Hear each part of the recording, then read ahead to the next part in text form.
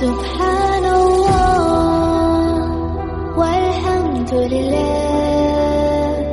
la ilaha illallah.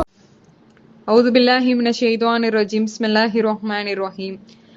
Alhamdulillahi rabbil alamin wassalatu wassalamu ala rasulika wa ala alihi wa sahbihi ajma'in. Rabbi shali sadri wa yassir li amri wahlul 'uqdatam min lisani yafqahu qawli. Rabbi zidni ilma rabbi zidni ilma rabbi zidni ilma. நிச்சயமாக வார்த்தைகளில் சிறந்தது அல்லாஹுடைய வார்த்தை என்றும் வழிகாட்டுதலில் சிறந்தது நம்முடைய இறுதி தூதர் முகமது நபி ஸல்லல்லாஹு அலைஹி வஸல்லம் அவர்களுடைய வழிமுறை என்றும் தூணின்றி வானை படைத்து துணையின்றி ஆட்சி புரியும் வல்ல ரஹ்மானை போற்றி புகழ்ந்தவளாக எனது உரையை ஆரம்பம் செய்கிறேன். இன்று முன்மாதிரி என்ற தலைப்பில் நாம் காணப்போகும் சஹாபிய பெண்மணி சுமையார் ரலியல்லாஹு அன்ஹா. அஸ்ஸலாமு அலைக்கும் வரஹ்மத்துல்லாஹி வபரகாத்துஹு. இஸ்லாத்திற்காக உயிர் தியாகம் செய்த முதல் பெண்மணி, ஷஹீத் என்ற அந்தஸ்தையும் பெற்றவர். இவர் நபித்துவத்திற்கு 45 வருடங்களுக்கு முன்பே அபு ஹுதைஃபா இப்னு முஹிரா என்பவரிடம் அடிமையாக இருந்தார். இந்த அபு ஹுதைஃபா இப்னு முஹிரா யார் என்றால் அபு ஜஹலின் பெரிய தந்தை. இந்த காலகட்டத்தில் தான் யாசிர் ரலியல்லாஹு அன்ஹு தனது 4வது சகோதரரை தேடி ஹாரிஸ் மற்றும் மாலிக் என 2 சகோதரர்களுடன் யமன் தேசத்திலிருந்து மக்கா நகரம் வந்திருந்தார். ஹாரிஸ் மற்றும் மாலிக் யமன் நாட்டிற்கே சென்று விட்டனர். ஆனால் யாசிர் அலி மக்கா நகரிலே தங்கியிருக்கிறார். ஏனென்றால் ஹஜ்ஜுடைய காலங்கள் ஆரம்பிக்கப் போகின்றன. பல தேசங்களிலிருந்து மக்கள் வருவார்கள்.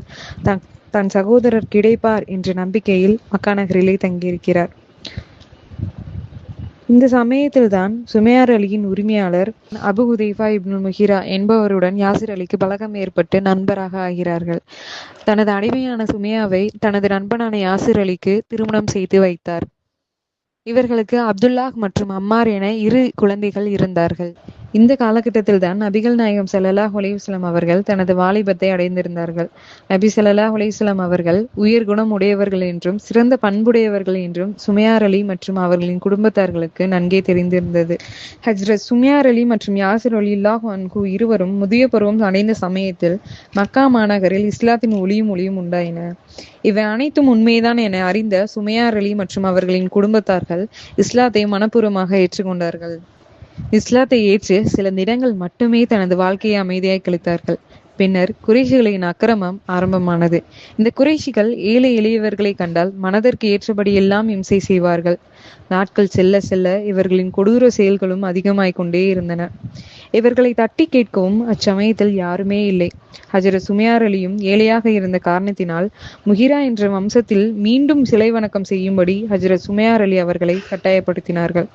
இருப்பினும் சுமையார் அலி தனது கொள்கையில் அசைக்க முடியாத உறுதியுடன் இருந்தார்கள்.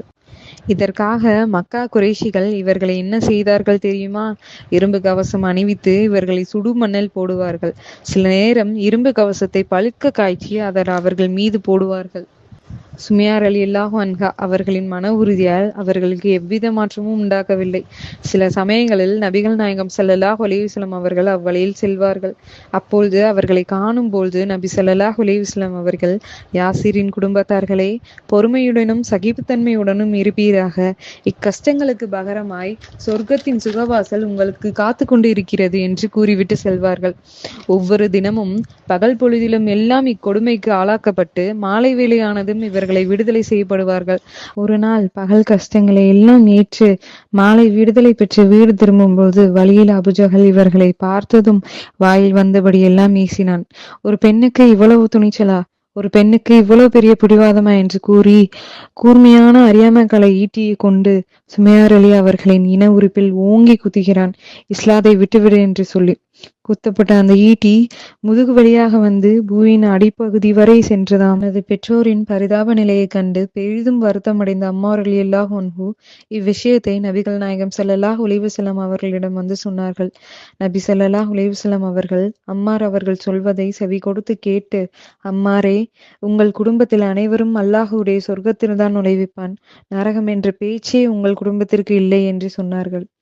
என்று சொல்லிவிட்டது மட்டுமல்லாமல் அவர்களுக்காக அல்லாஹ்விடத்தில், யா அல்லாஹ், யாசிரின் குடும்பத்தார்களை நரகத்திலிருந்து பாதுகாப்பாயாக என்று துவாவும் செய்தார்கள்.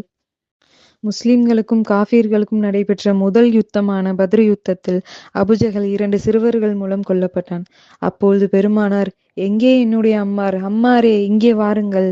உங்களுடைய தாய் தந்தையை கொன்று நாசமாக்கிய அபூஜஹலை அல்லாஹ் பழிவாங்கி விட்டான், சந்தோஷப்படுங்கள் என்று கூறினார்கள். உமையார் ரலியல்லாஹு அன்ஹாவின் இறப்பு ஹிஜ்ரத் செய்வதற்கு முன் நடந்ததாகவும், எனவே இஸ்லாத்திற்காக உயிர் தியாகம் செய்தவர்களுள் சுமையார் அலிதான் முதன்மையானவர் என்றும் நினைவிடத்தக்கது. இதனைப்போல் இஸ்லாத்தை ஆதியில் ஏற்றுக்கொண்டவரும் இவரே. இன்று இஸ்லாம் இந்தளவு பரந்து விரிந்து உலகமெங்கும் மேலோங்கி காணப்படுகிறது என்றால் அதற்கு காரணம் சுமையார் அலி போன்றவர்களின் தியாகத்தினால்தான். இந்த வரலாற்றை கேட்கும்பொழுது நம்முடைய ஈமான் ஒரு மணி நேரம் அல்லது ஒரு நாள் வேகமாக துடித்தால் சரியாகாது. கடைசி மூச்சு வரும்பொழுது அல்லாஹு ரபுல் ஆலமீன் தான் என்னுடைய இறைவன், லா இலாஹ இல்லல்லாஹு தான் என்னுடைய ஈமானிய தாரக மந்திரம் என்று சொல்லி மரணித்தார்களே, அப்படிப்பட்ட ஒரு தரத்தை அல்லாஹ் நமக்கும் ஏற்படுத்த வேண்டும். யா அல்லாஹ், எங்களுடைய ஈமானிலே பலகீனத்தை நீ முழுமையாக அகற்றிவிடு.